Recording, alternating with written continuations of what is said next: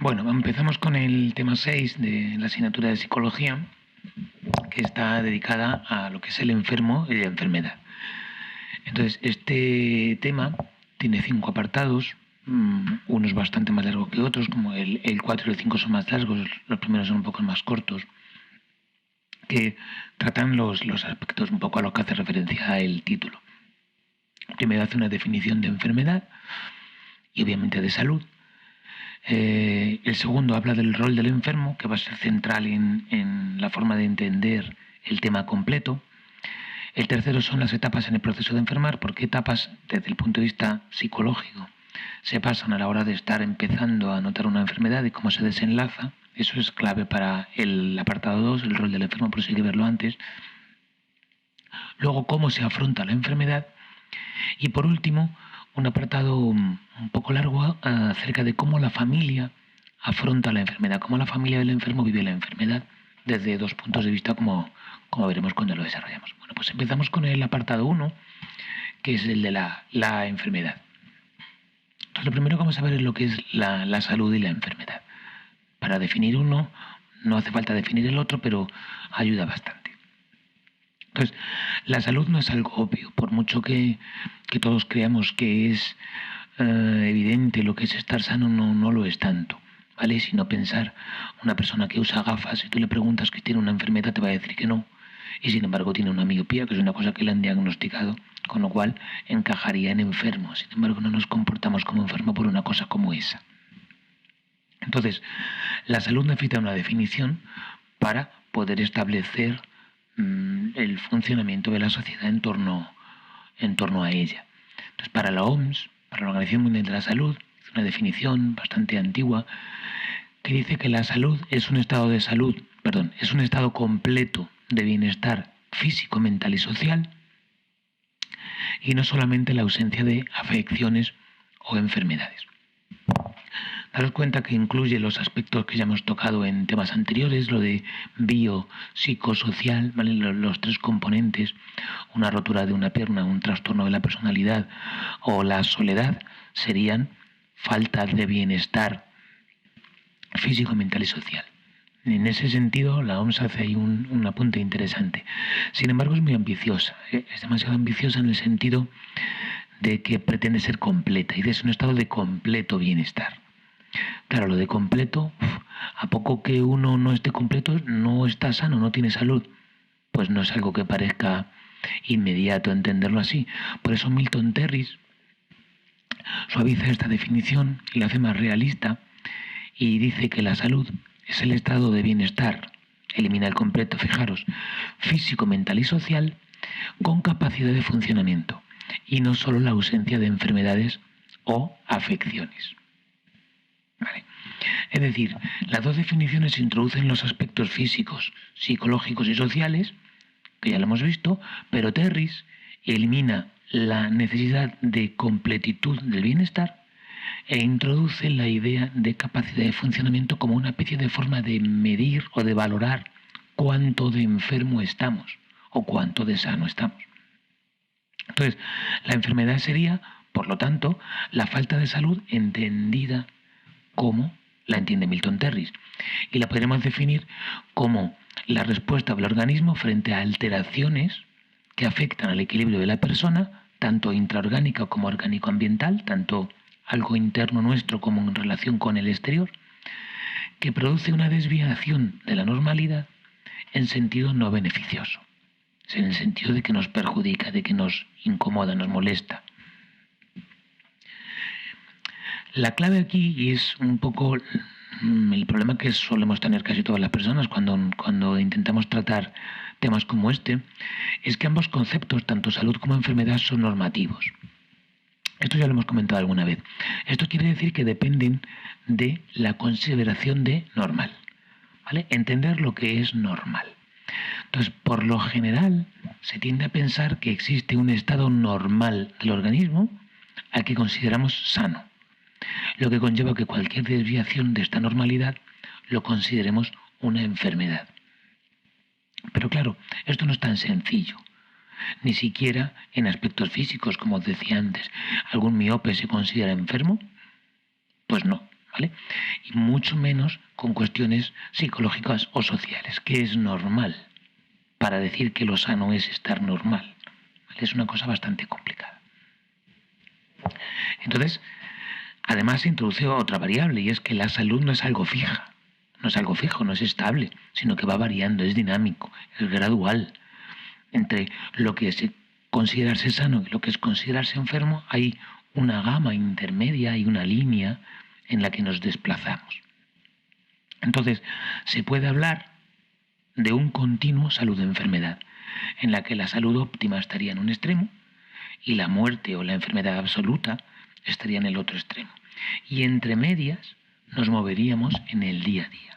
En función de cada uno de nosotros nos situaríamos cada día en un punto de ese intermedio, y que pasáramos a considerarnos sanos o enfermos dependería un montón de la situación. Entonces, la mayoría de las personas entienden claramente los extremos, ¿vale? Si yo tengo 40 de fiebre y estoy con COVID metido en la cama o aislado o intubado, estoy claramente enfermo. Y si estoy haciendo deporte, estoy en mi situación del día a día normal y me encuentro, pues estoy completamente sano. Y el problema empieza entre medias, ¿vale? Entre los extremos, ¿vale? Sobre todo hay una zona intermedia en la que se solapan la salud y la enfermedad. En esta franja, en este momento de capacidad de funcionamiento, nos parecerá que estamos sanos o que estamos enfermos en función de un montón de factores de diversa índole, como personales, psicológicos, sociales, fisiológicos, ¿vale? Como por ejemplo, esto es lo que voy a decir ahora. La edad. Un adolescente o un adulto lo van a ver de forma distinta, ¿vale? Un adolescente va a ser probablemente más radical, o se va a sentir fenomenal o se va a sentir mal. Los términos medios los va a vivir peor o un niño. La responsabilidad familiar. Una madre lo va a ver diferente a un hijo, ¿vale? Una madre o un padre se van a levantar aunque estén mal y van a hacer las cosas que tienen que hacer. Sin embargo, un hijo, estoy malito, no puedo hacer las cosas.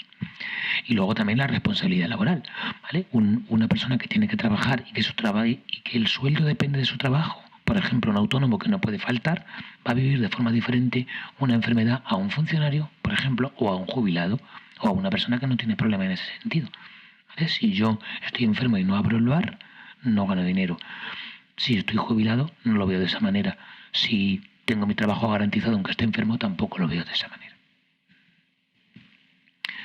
Igualmente, el punto de partida, es decir, donde nos consideramos completamente sanos, es dependiente de un montón de factores, de una gran variedad de factores, sobre todo referidos a la edad y a experiencias pasadas. ¿Vale? Daros cuenta que tenemos ahora lo vamos a ver en esta ilustración, tenemos paralelamente al eje bienestar-malestar, yo tengo bienestar, tengo malestar, tengo la capacidad de funcionamiento de Milton Terris que va disminuyendo continuamente según nos acercamos hacia el extremo de la enfermedad. La edad o la enfermedad va desplazando a la derecha el punto en el que consideramos 100% la capacidad de funcionamiento. Y esto se entiende mejor viendo este esquema. Fijaros, la rampa de arriba, el desnivel este de arriba sería el bienestar. Sería el encontrarse bien.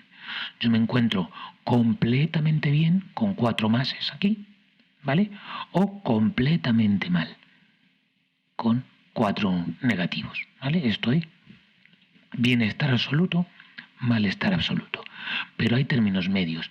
Yo en vez de estar con bienestar absoluto puedo tener un muy buen bienestar, un bastante bien bienestar, un poco de malestar, bastante malestar, muchísimo malestar, pero entre medias hay una franja que va a ser muy dependiente del día que yo tenga en otro sentido, o de la edad que yo tenga, o de las responsabilidades que yo tenga, ¿vale?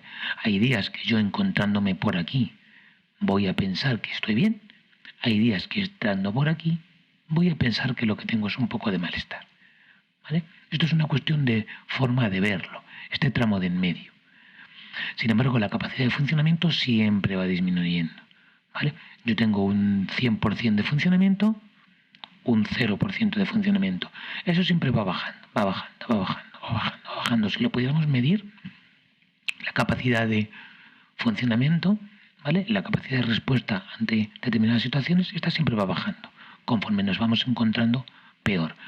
Pero lo podemos sentir mejor o sentir peor, ¿vale? Tenemos por una parte el bienestar, por otra parte el malestar, por otra parte esa franja intermedia donde nos sentimos bien o mal, dependiendo de la situación particular, y luego la capacidad de funcionamiento que va disminuyendo siempre. Por eso la relación que hace Milton Terris de la enfermedad con la capacidad de funcionamiento es más práctica que la del bienestar simplemente. ¿Vale? Luego, la forma en la que se vive la enfermedad, un poco de lo que estábamos hablando, va a depender de factores de distinto tipo. Por una parte, propios del enfermo, lo que llamamos personales, como la personalidad o la edad, propios de la enfermedad, como la forma en la que aparece la enfermedad o la forma de la enfermedad en cuanto a dolor, en cuanto a limitaciones que produce, y luego efectos ambientales o características ambientales en función de nuestro entorno personal o de nuestro entorno sociocultural. Por ejemplo, la personalidad, lo primero de lo que hablamos, de los factores personales, es un factor clave a la hora de afrontar la enfermedad y de entender las limitaciones que ésta nos plantea o nos ocasiona. Daros cuenta, como hemos visto en el tema de la personalidad, una persona más extrovertida, más abierta a la experiencia, amable, optimista, activo, estable, probablemente afronte con más éxito un problema de salud que una persona más pesimista, más introvertida, neurótica, pasiva o pesimista.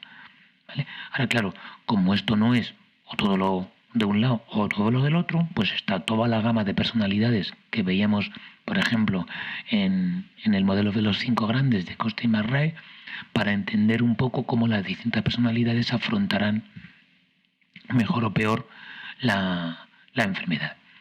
Y luego, en cuanto a la edad, los niños van a vivir una enfermedad sin miedo, ¿vale? Más allá del dolor, pero incluso el dolor es un poco difícil de identificar para los niños, y con mucha dependencia de los padres.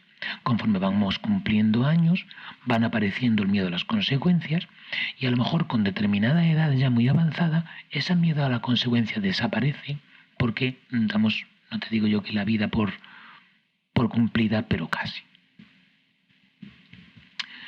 Luego, en cuanto a la enfermedad, la aparición de la enfermedad, ¿vale?